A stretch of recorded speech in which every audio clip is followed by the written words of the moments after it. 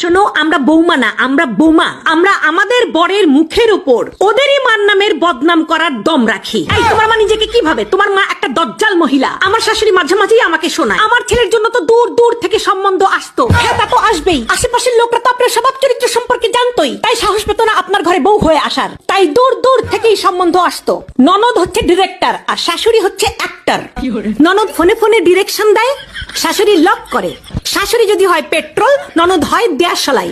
তবে ঢোল তবলাবাদক স্বামী হয়। যার কথাই শুনবেন ফাঁসবেন তো ওই মালটাই। প্রত্যেকটা শাশুড়ি বলবে, ওম্মা এটাও শিখে আসো নাই, ওম্মা তোমার মা এটাও শেখায় নাই। শোনেন, ওটা আমার বাপের বাড়ি, কোনো স্কুল না। আবার শিখে ফেলে দিলে এটাও বলবে, আমরা তো এরকম করি না, আমাদের তো এরকম হয় না, এটা রান্না হয়েছে, এই ছিরি এটাও পারো না।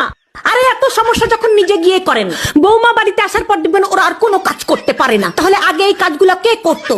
আমি বুঝি না, উনি শাশুড়ি নাকি স্কুলের প্রিন্সিপাল?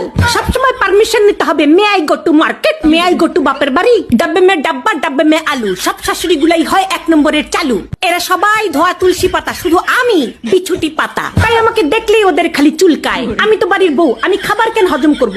আমি তো শাশুড়ির তেরা কথা হজম করব। আমার শাশুড়ির চোখের প্রবলেম আছে, আমার ভালো দেখতেই পারে না।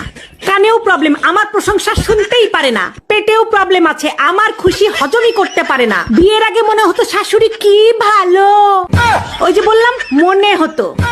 শোনো,